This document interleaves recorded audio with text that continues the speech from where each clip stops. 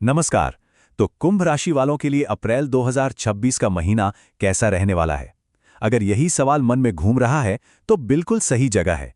चलिए इस महीने ग्रहों की चाल को समझते हैं और देखते हैं कि करियर, रिश्ते और हाँ, सेहत के मोर्चे पर क्या कुछ छिपा है। तो शुरुआत करते हैं एक बहुत ही अच्छी खबर के साथ।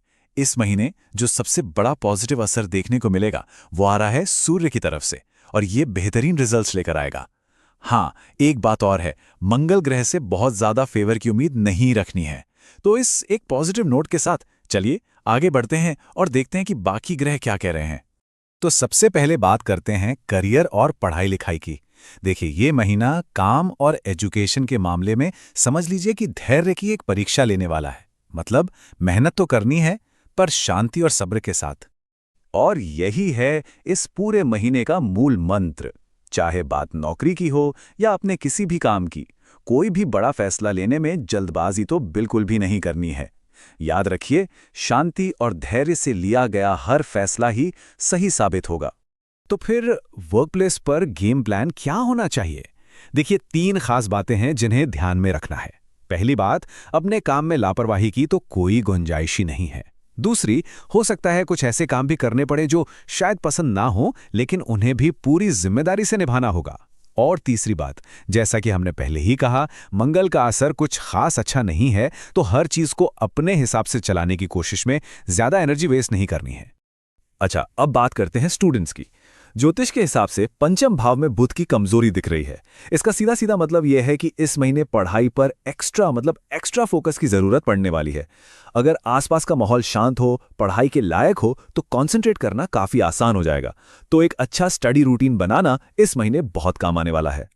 चलिए अब कैरियर से आगे बढ़कर निजी संबंधों की ओर चलते हैं। अप्रैल का महीना परिवार, प्यार और शादीशुदा जिंदगी में समझदारी और सूझबूझ की मांग कर रहा है। यहाँ ना 2 अलग अलग सिचुएशन दिख रही हैं।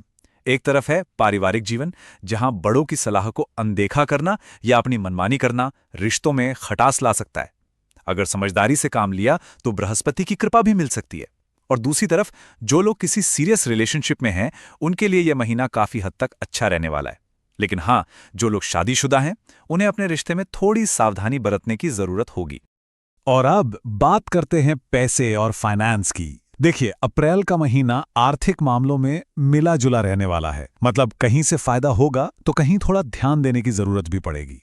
अच्छी खबर यह है कि इनकम के नए सोर्स बन सकते हैं, और अगर कोई पैसा कहीं फंसा हुआ था तो उसके भी इस महीने वापस मिलने के चांसेस हैं। लेकिन जब बात सेविंग्स की आती है तो यहाँ रिजल्ट्स मिक्स्ड हो सकते हैं। मतलब पैसा आएगा तो जरूर, पर खर्च भी हो सकता है। इसलिए बजट पर खास ध्यान देना बहुत जरूरी है। अब आते हैं सबसे जरूरी पहलू पर, यानी कि हेल्थ।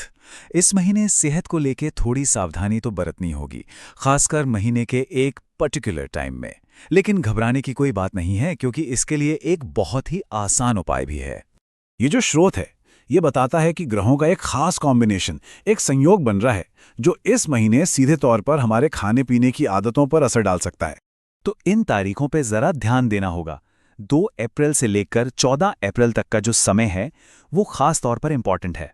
इस दौरान दूसरे भाव में शनि, सूर्य और मंगल एक साथ आ जाएंगे।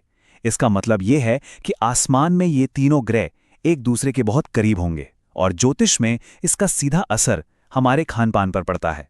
तो इस ग्रह योग का मतलब क्या हुआ? इसका मतलब है कि इस दौरान बहुत ज्यादा मसालेदार, तला हुआ और बाहर का खाना खाने की तेज इच्छा हो सकती है। ये जो ग्रहों का कॉम्बिनेशन है, ये अच्छी आदतों को बिगाड़ने की कोशिश करेगा, इसलिए अलर्ट रहना बहुत जरूरी है। और इस नेगेटिव असर से बचने के लिए एक बहुत ही सिंपल सा उपाय बताया गया है। किसी भी रविवार को मंदिर जाकर जटा वाला, मतलब वो छिलके वाला सूखा नारियल होता है ना, वो अर्पित करें। ये छोटा सा उपाय ग्रहों के बुरे असर से बचाने में मदद कर सकता है। तो कुल मिलाकर देखा जाए तो अप्रैल का महीना धैर्य और सावधानी की मांग कर रहा है। अगर नजरिया सही हो तो हर चुनौती को एक मौके में बदला जा सकता है।